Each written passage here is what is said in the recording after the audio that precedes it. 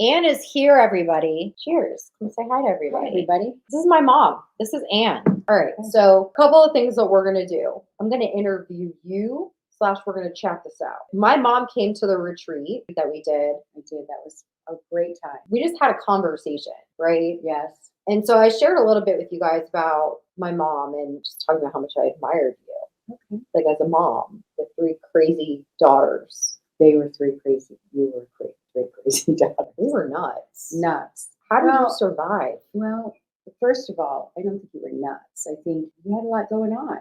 There was a little brokenness. There was a lot of intelligence for all three of you. And I think you were all critical thinkers and very independent, and you had your ways of doing things. You were all outside the box. None of you were in between, like the stay in the lines kind of gals, which makes for great adults, but really tough for teen years. Yeah, you were tough. You were a single mom. I was a single mom. Didn't start out that way, but no, you definitely that's didn't. what happens. No, sometimes.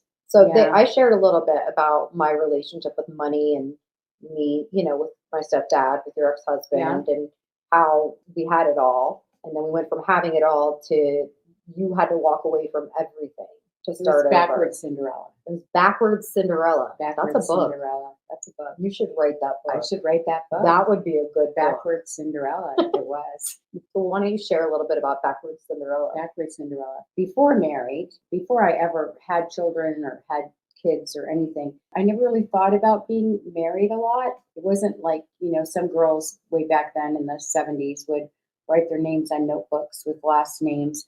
There was a thing called Hope Chest, where you had a chest where you kept all of the things that you wanted for your wedding. I didn't think about those things. When I thought about future, I thought about a lot of things, but that really wasn't what I was thinking of. I did know that one day I wanted to be a mom. I always worked with kids, loved kids. Found out I didn't love teens as much as I loved the early years. So anyway, did end up, meeting who I thought was my soulmate. Turns out, fast forward, married for 12 years, had a lot of issues with his own issues, mental health, addiction, all that good stuff. I wasn't a stranger to it because went through it as a kid with my dad. Just didn't see it coming because it wasn't who I found, Mm-hmm. But when life changes, you have to change. And sometimes with adversity comes change. And sometimes that change comes whether you want it to or not. And so I think that the most difficult thing was trying to find a way to keep you all kind of sheltered from what was happening because it was pretty intense. I think I was able to do that sometimes, but sometimes when it's a crisis situation, you just got to make a move. So it was exactly what I did. I left everything except the three of you, and it was nighttime, move, and out we went. And I'm probably one of many people who made that kind of a change. As you know, I was blessed. I wasn't a typical single mom. Being Italian is helpful because I have a big Italian family. And my parents, God rest their souls, they were the people who loved you three as much as I did. So it's nice to have that. So I was blessed to have that. But, with all of those things that happened for me that probably never would have happened, never would have went into leadership. I was a teacher. I was happy being a teacher. Not that teacher's not leadership, but, things started to change and realized that was better for me. Am I allowed to have a bathroom break or is that not allowed? Yeah, you can have a bathroom break. I'm going to be back. First of all, here's the thing. How many of you can just relate to something she just said, right? When you think about mental health and addiction, this is a lot of conversation that I wanted to have with my mother in front of you guys because I can tell you a couple of things. I can tell you one, it's not talked about enough. And watching my mom go through a divorce, going through raising three daughters on her own, all of us having mental health issues, and then addiction, and my stepdad having the addiction, and the family of him being not supportive, and her having to still show up every single day to work and still show up as a mom, and still, even if, right? So that even if conversation that we were talking about at the very beginning of the summit on day one. And when I think about even if, I think my mother, literally, it was just an even if for her. Like, even if he steals my car, like, I'll just tell you, my stepdad did not want her to literally be successful or to have a happy life when she left him, and literally stole her vehicle from our house so she would have no car. to take us to school and to get to work. I mean, this woman has been through hell and back, and she is a leader. And here's what I want you to know. Like, she'll joke around. She's like, "Oh, no, did it?" She's like younger than me when it comes to her energy. Let's just be clear. But I have been telling her for so long, like, I want you to start your own business because the experiences you've had and what you've been through and navigating through two daughters with addiction, an ex-husband with addiction. By the way, both of my sisters are sober, clean, married, with families, healthy, jobs, successful, all the things, right? So not only did my mom go through it, she grew through it and she took us with her. Like, we went up with her. She has three successful daughters. She has three, I mean, I'm her favorite. Let's just be real. Don't tell Erica I said that. I'm her favorite, right? Madeline is a little mini version of my mother. But I tell her all the time, I'm like, it's time for you to start your podcast. It's time for you to write that book. It's time for you to do these things. And since bringing her to my retreat, my mom is now in a place where she is inspired to take action and start the business. I mean, she's still an administrator. She's a vice principal. She was a principal. Now she's a vice principal. We'll talk a little bit about that. But she is going to start a podcast. And my mom is 64 years old. So if you're in your head and you're like, I can't, I'm too old, or I'm too young, or I can't do it, or it won't happen, or it wouldn't help, or but it is like all those things. My mother is 64 years old. We are working on her brand. We are working on her podcast. We are working on those things. All right, so let's talk about when you think back to when you were struggling, like just all three of us with mental health, right?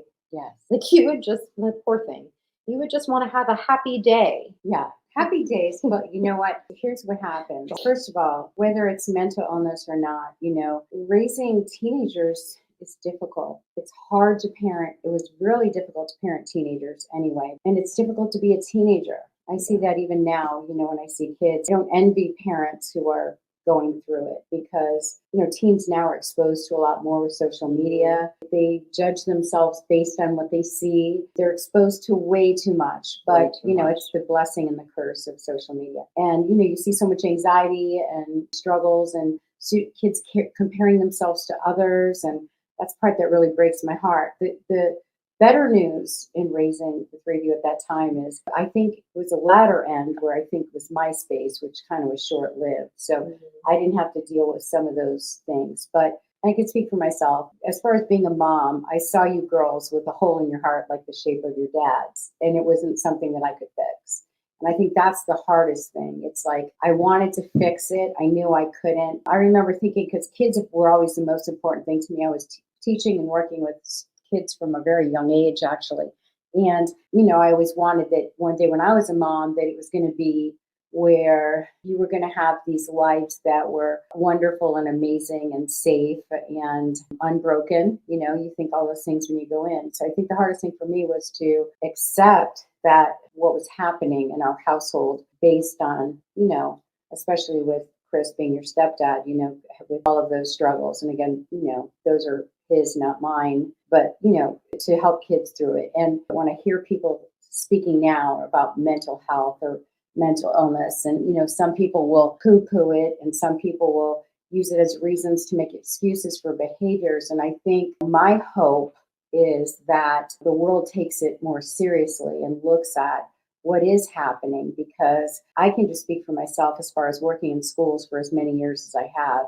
And we are seeing struggles sooner, longer, bigger, but also remembering that some of these parents are struggling, right? Yeah. So I'm thankful that I wasn't struggling, because I don't know if I was somebody who struggled with mental illness or I was having my own struggles, how could I possibly walk anyone else through it or be able to even have anything to offer my kids? Because if you're just hanging on by a thread and you're just trying to survive every day, that makes not for the best parenting. So I'm fortunate I had a support system. God sent many angels. And for me, I always say, it's my faith, I can do all things through Christ who strengthens me. And if that's not what your faith is, believe in something, whether it be someone that you can count on, believe in yourself and have faith that you'll get through things. And don't be afraid to say to somebody, I'm not doing okay today. It's okay to say, I'm not doing okay. God sent many angels. I have, forever friends from during that time. But with all of it, I wouldn't change a thing. Sure, not one thing. And I know that's terrible because you know what? Here's the thing. Everything leads us to where we are at this very moment. Yeah. I would not have become a school administrator if I did not get divorced because there was no reason for me to reach further. Yeah. Right? There was no Wow. reason for me to reach further because I was content. It was working, That's what I said. When things change, you do have to change. I had someone the other day, ask me a question about that because she's struggling. It's somebody that I'm, through my work. She said, how did you not fall apart in front of your kids? And I said, I scheduled my cry time, like it would be like after everyone was in bed, I'm going to cry from 10:30 to 11 and I'm going to feel sorry for myself because it's not fair. It's not fair. I got married. I fell in love. I worked just as hard for the house. I just left things my whole life. I had to walk away from everything I worked for. And I had to take my kids out of the house of their dad. And so, I kind of had those feel sorry for me, not fair moments because you got to have those to get through them. And I would schedule like seriously 10:30, I'm going to go upstairs and I'm going to make myself, I'm going to think about it. I'm going to do whatever I need to do. And it's interesting because I kept it on the schedule until eventually I didn't need it anymore. And I remember thinking, wait, I don't need this anymore, But don't be afraid to say, I'm going to give myself time to grieve. It didn't automatically go away. There was lots of times during years, where triggers or some things would come up and you have the what ifs or wish. Those last for a minute. But the reason I say would it change anything is because the person I am, people say, how come you're so strong? Again, God carried me through it. I have to give credit where credit is due. But at the same time, I'm not the same person. I evolved. What doesn't break you changes you. People say what doesn't kill you makes you stronger. And I'm not crazy about that. But what doesn't break you will change you. So it might not make you stronger right away, but when that change starts to come, you have to embrace the change and know that that's God. He's working on you. He's got something he sees way in front of us. He saw for me what I didn't even know was in front of me. I think of the friendships I've made over these years that would not have been friendships had I been married in the past 20 something years. The educational opportunities I've had, business opportunities I've had, like with education consulting, just kind of found me. It found me when there were families struggling, trying to find a way. And what I've learned is that I enjoy working and helping people navigate through what's not working, like solving puzzles. And before that, I wouldn't even have known how to do that. Yeah. Baptism through fire kind of thing. So I have no regrets. You heard that. No regrets. I'm perfect. You just said it. What she said is Marina is perfect. I do have to say, one of the things that I say, and my friends or people who know my girls can confirm this, but I say, I don't know if it's because I'm their mom, young people who everyone has gifts. They just have that something that just stands out a little further. And I do believe that comes from adversity. If you don't have trials in your life or adversity or pushbacks, you can't practice strength. You can't practice getting back up if you never fall down. So I feel like there's a generation of parents, and I love them all because I help a lot of moms. I feel like I'm their mom. I help a lot of moms through some tough times with their own kids. A lot of things I'll hear moms say is, I don't want her to be upset with me. And I'll say to her, well, she's 9. And if she's happy with everything you're doing, you're probably doing it wrong. So it's okay if she's upset with you. One of the things I've seen, this is probably about 10 years ago or 15, when, we first started hearing that term helicopter moms. Helicopter moms, as far as if a child is going to fall, they want to catch them before they fall. They don't want them to experience bad things. They don't want them to feel bad things. They don't want them to lose in a game. So there was this interference about, with helicopter moms. And the problem with that is, so now you're dealing with generations of people, and this is just my opinion for whatever it's worth, who don't know how to navigate. They don't have the coping skills they need to navigate through the simplest things of life. One of the things, I think I may have shared this with you, the first time I heard, it was probably a year ago, I heard somebody, or maybe it was on Facebook, where somebody said, I'm so proud of myself, I'm adulting. And I thought, excuse my language, what in the hell did she just say? You're adulting. Well, I sure hope so. You're 34 years old.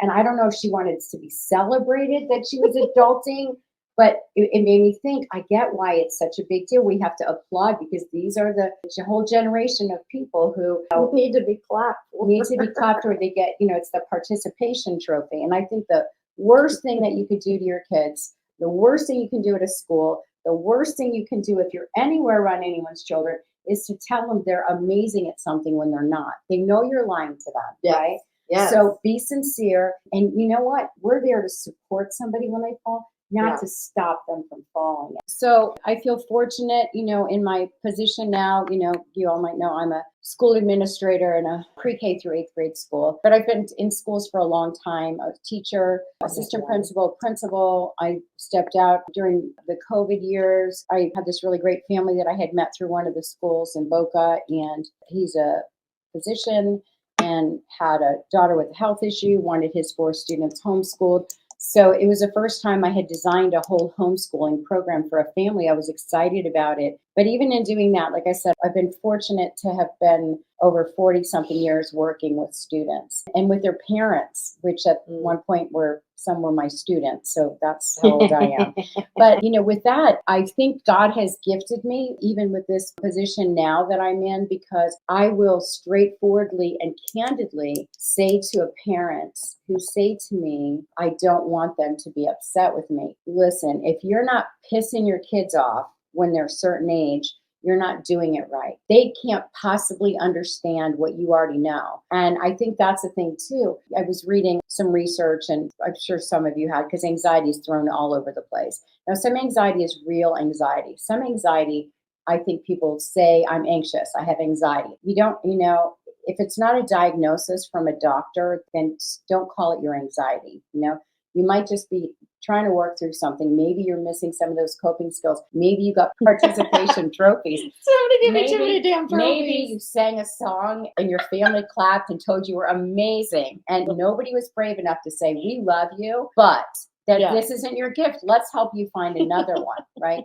Maybe it's that. But I think what's happening is when you have children, just child growth and development, and some of you probably have more experience, or knowledge. I'm not a psychologist, but I've dealt with lots of students in school-based teams over the years. Children can become anxious because you're giving them too many choices. Yeah, agreed. Okay, because a small child, they might think they can, but they're probably thinking, wait a minute, isn't she supposed to figure this out? Or isn't dad supposed to figure this out for me? Why am I being told that I can make a decision about A, B, and C? Here's your choices, right? You can take a bath now, or you can take a bath in 5 minutes. You're taking a bath. There you go, right? Yeah. And it's amazing because I feel this is just my own stuff, because kids are given so many choices. And social media, because some parents are allowing them to be exposed to things. Some are just sneaking, because that's what kids do. Yeah. But they have so many things in their heads, on their hearts, and in their spirits. So the best thing parents can do is say no. If you want to protect them, stand up for them, stand in front of them, and make the tough decisions. A lot of people are afraid to do the hard things. The hard things, the tough things,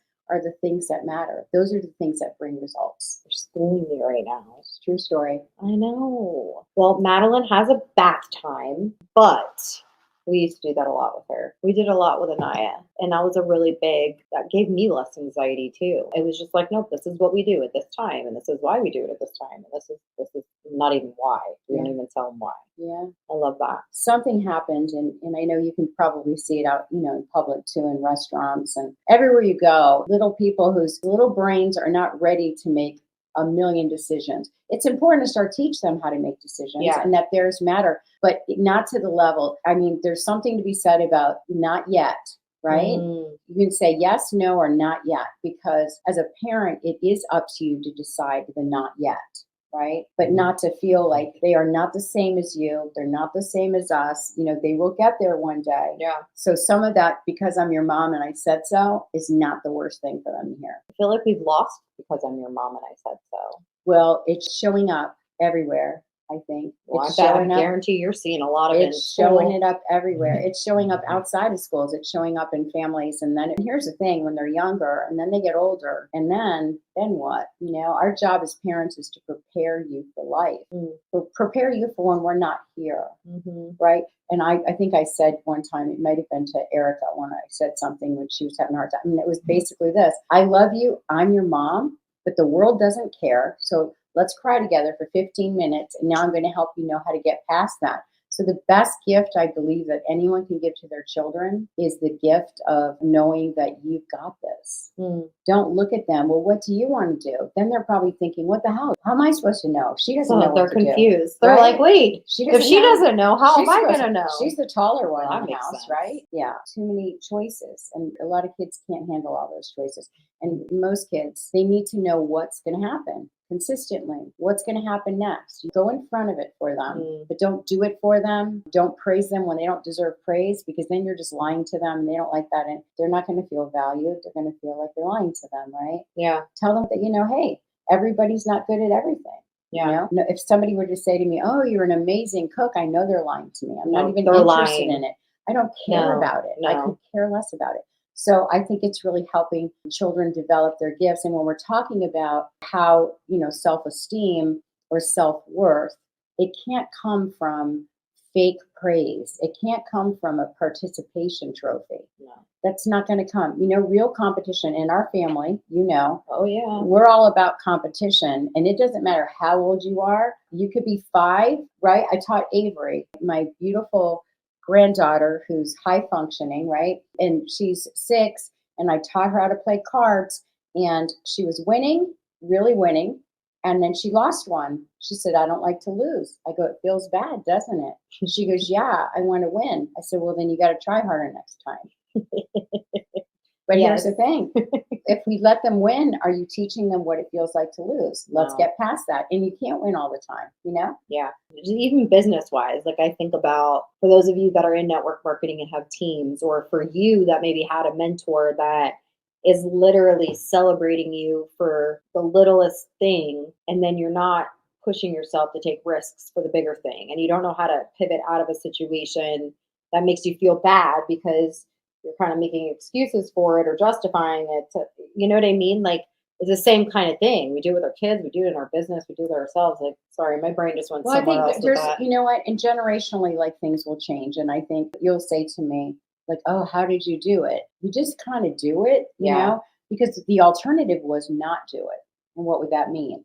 And again, I was raised by Graham, right? Mhm. And I was blessed to have grandmothers in my life well into my adulthood. I was very close to my grandmothers. And, with my nanny, like, love to all the women now, including my own generation and everyone after me, but none of us rocked it like the generation before me. And that was like my grandmothers. Those women were superheroes. There will never be other women like them because they were facing different times, They were facing different prejudices and discrepancies and resources. And I mean, they were coming out of a generation where 10, 20 years before that, women weren't even voting. So they had, when people talk about now the struggles and, the being oppressed, I almost laugh. I'm like, first of all, as a woman, if you're oppressed, you did it to yourself. That's just my opinion. Does it mean it's not harder for some? Absolutely. So you just have to kick that door harder. But the women, the generation,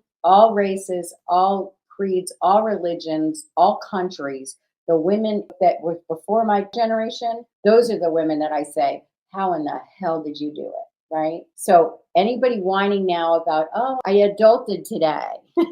Big deal. Adult again tomorrow. Here's when I'm going to be impressed is when you do it and you don't say you adulted today. Oh, you mean you just show up because you're supposed to just show Yeah. up? We don't all Oh. have to know you adulted today. Okay, so this is Just where gonna say I that will out loud. say, I remember when I first started sharing my story and stuff on social media, and my mom, old school Italians, like Yeah. they're like, we don't tell Uh-uh. people where we Mhm. go, what we do, how we do it. Like we don't do those things. So, well, how uncomfortable was it for you when I started sharing? Well, I think it wasn't as comfortable for me as I was just didn't want something to come back and backfire to you because Yeah. even though you were comfortable sharing, because it was important, it wasn't for me, it was Yeah. you needed. It wasn't my place to say to you, it's not okay. Because if you felt that was your time, that you had to share that in Yeah. any way you did, whether it be privately or publicly, that belonged to you, not to me. What I was concerned about is the world is not a kind place. No. And while some people will hear you and feel you and see you, some people will put that in their back pocket to try to come at you later. Yeah. So that was why I was concerned. And particularly, I think one of the people who was encouraging me to do it, I didn't trust that person as far as I would have been able to throw that person. So Right. I think that's what it is. But then the thing was too, well, once you step in it, you still have to be true to yourself. But being true to yourself doesn't mean that people have to react the way you want them to either. Mhm. Right? Yeah. So when you put yourself out there, you don't get to say, "Oh, I put myself out there and he said or she said," because you put yourself out there. So Yeah. it's if you're willing to do that, you have to accept whatever the responses or reactions are, good or bad. Yeah. So I know we have some moms that are watching this that are trying to build a business, trying to be a good mom. Yep.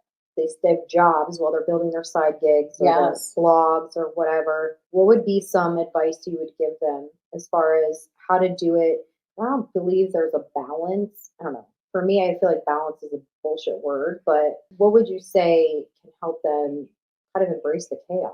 Well, I basically? think the first thing I would say, and this is what I say to any moms that I work with or working, is number one, give yourself a break, right?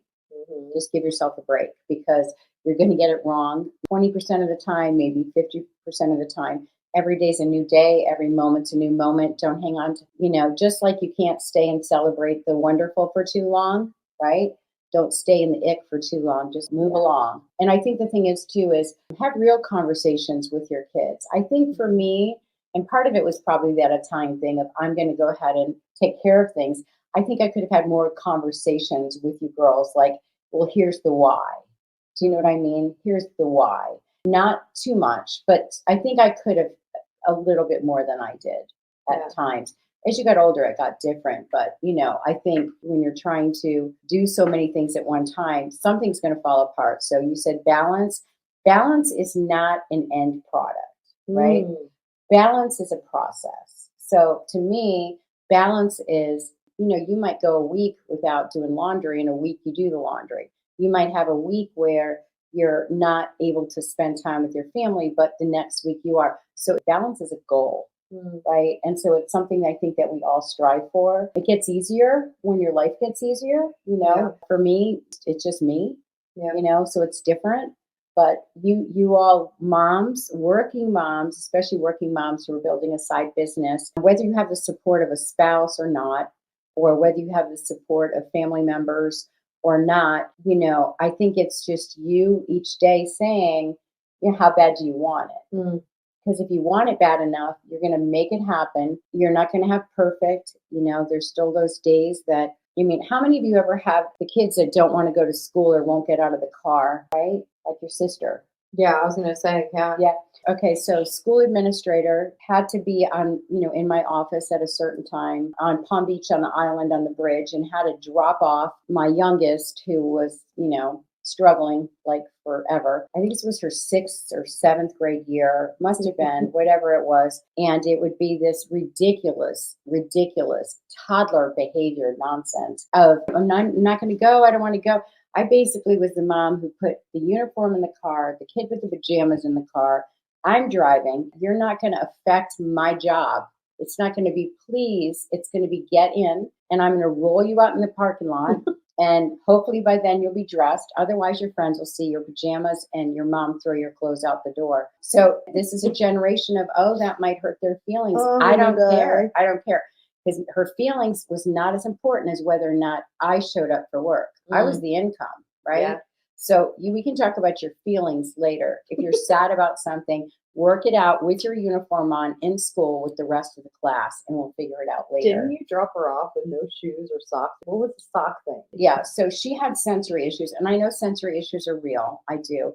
And I wish I invented the seamless socks, but I didn't. So back in the day, I know. the socks, the little line, and socks would be on, socks would be off, socks would be on, socks would be off. I'm like, at some point. So I turned them inside out, which worked, right? Yeah. Well, we're inside. So I was reasonable, like, okay, let's try this, let's try that. Yeah. But I think parents are afraid to do the hard things. It wasn't easy. You're dropping your kid off. Then you go to work, and I learned to compartmentalize because I could not take whatever just happened there with me because then I would be affecting Say that again. my job. Say that again. I was there to serve other students. Yeah. I couldn't let what happened to me in the morning So I learned to compartmentalize, some of you have an argument with your husbands, or you didn't feel good, or your kids, or a teen, or you got a bad phone call about a family member. You have to, as hard as it is, I promise you, once you learn to put it in a certain place, doesn't mean hide your feelings, stuff your feelings, don't deal with your feelings. Doesn't mean you don't feel, because you do, but you still have the decision of when are you going to deal with it. Everything doesn't have to happen the moment you hear about it, or the moment, so I know that helped me with balance, Yeah. because it allowed me to be successful at my job, and then also, to be able to serve those students, and then to be able to come home and to be a mom and have that conversation, like, Yeah. whatever's going on with you, I'm never going to stop putting you in the car with or without pajamas, with a uniform, because nothing you do is going to make me late for what I need to do. I'm not going to allow you to do that.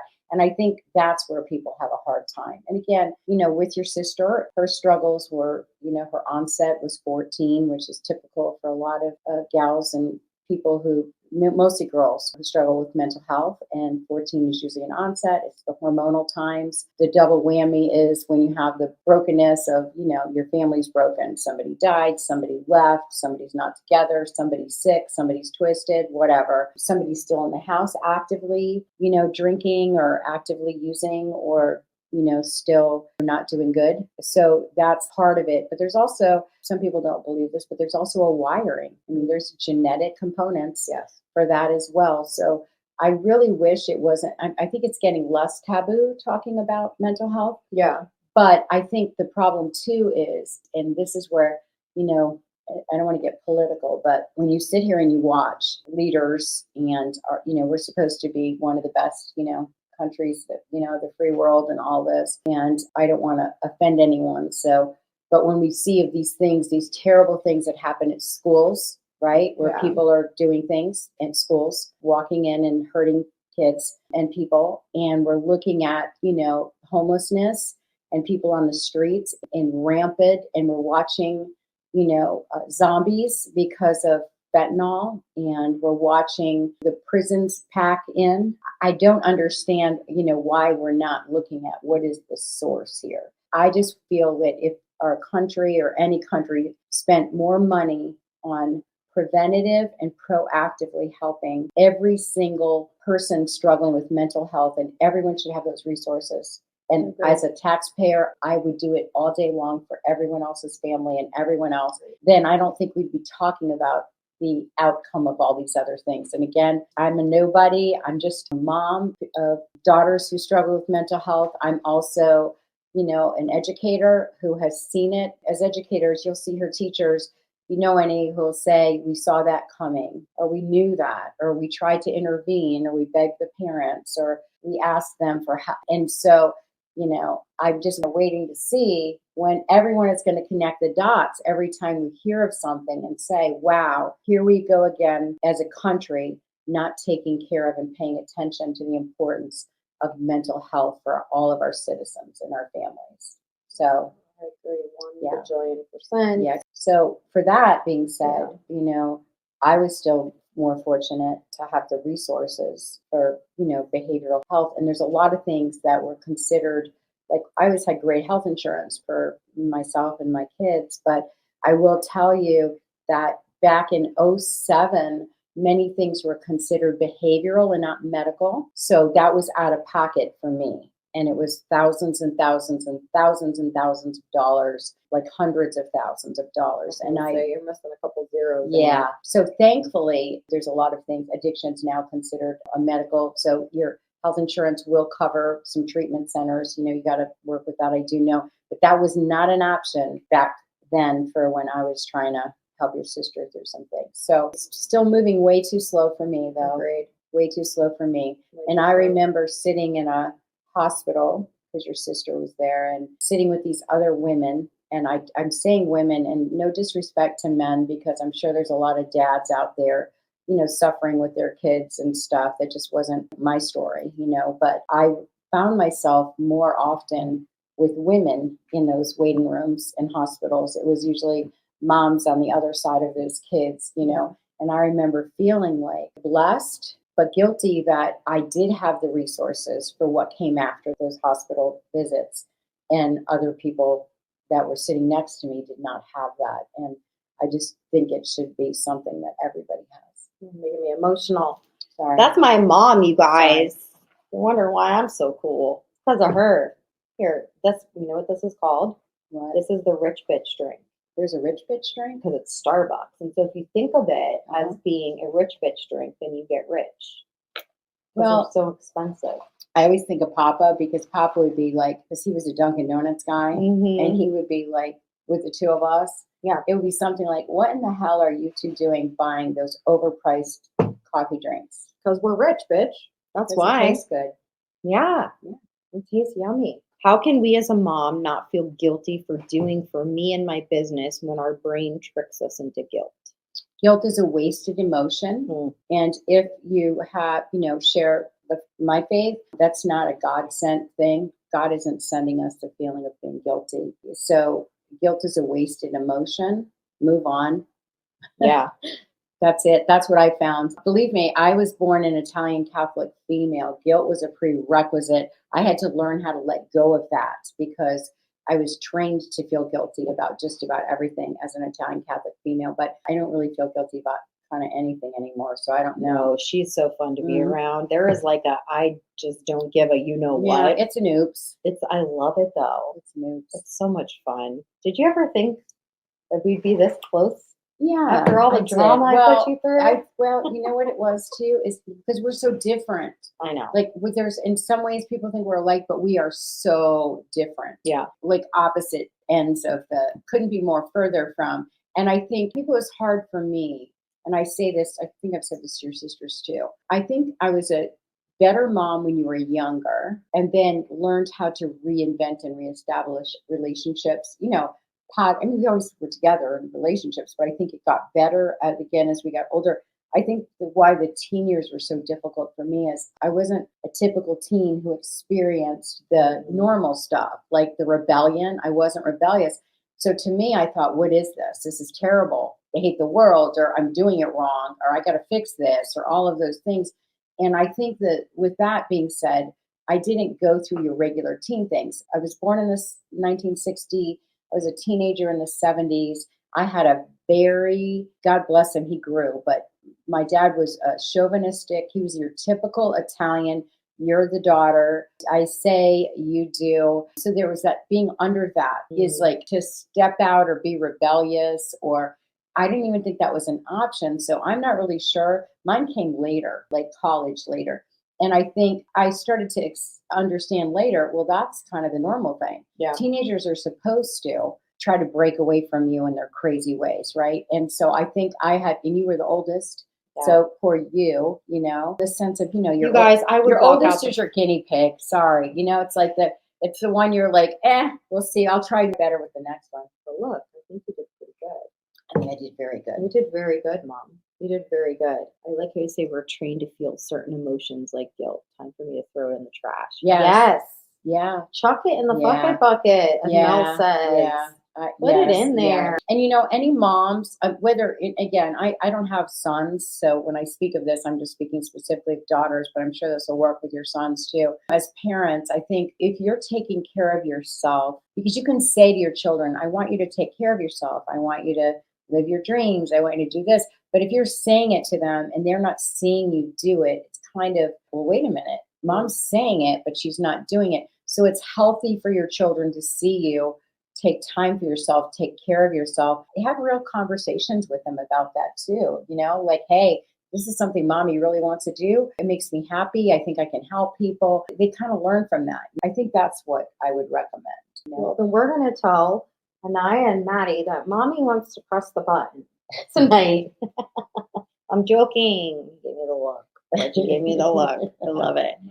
You guys, has this been good? Is she not incredible? Can I say one more thing too? Hell yeah. Can I just ask, because I feel like, moms with kids, sometimes with schools, with so many things happening, it's hard to be on the other side of a school.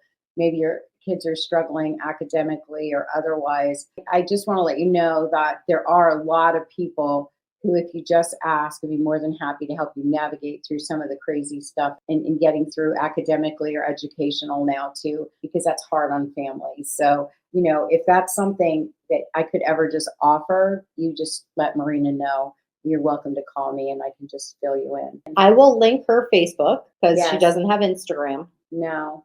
She has a TikTok. I tried to have Instagram. It kept doing something weird. I love TikTok. Okay, I have to tell you. When I was hearing they're like, oh, the Chinese, we got to take it away. I'm like, do not take TikTok away. First of all, with the whole COVID thing, during the lockdowns and stuff, TikTok is the best thing since sliced bread. It's the best thing since. You know what? It's like, it's just, it's You things send that me make some you funny laugh. shit. You send me I funny have, shit. it's just, I think, yeah, I do send some funny You stuff. really do. I'm that person who should be doing something else, and instead she's sending like her TikToks, podcast and her book. all over. Yeah, because I get sometimes easily distracted. But so yeah, I have TikTok. I do have TikTok. It's okay. Facebook. Most of them are on Facebook anyway. So that's But good news. I'll link her Facebook so you guys can go and ask her any educational questions. Don't ask her crazy questions. Yeah, and just so I ask you real quickly, I want to mention, again, as moms, give yourself a break. Balance is a goal. That's all. Yeah, I haven't achieved it yet. I say balance is bullshit. I always say that. It really I haven't is. achieved balance yet. No. Hence, spending a few hours on TikTok, sending them. I grew up without the internet and unplugged, and I have to tell you, I learned a lot about myself. What did you learn? I learned that I could do it for a few days. And I'm back on. Well, we have this amazing event going on, so you could have just came over here. I could have come over You could have stayed in the guest bedroom I upstairs, could've. and Romeo Yeah. could have cuddled with you. Yeah, that would not have been fun. This is like my house at Thanksgiving. This is every other, like the Sundays we get together. And listen, my two sisters, I shared with them. They are married. They have children. They are good, and so They have careers. They have careers. Like, just so if you are that parent or that grandmother, right, and you have those they're struggling. Like, there's somebody struggling. Like, just know that on the other side, right, with the right tools and resources, And with an advocate. It's something that it's hard because you feel like, oh, I should just be able to love them through it. Mm. And this love, unfortunately, is not enough. But if you learn to be an advocate for them and do as much research as you can, then you can help them through it. And if you are that person who's struggling, know that whatever feels bad today can change it tomorrow. So something to think about. Yeah. Amen.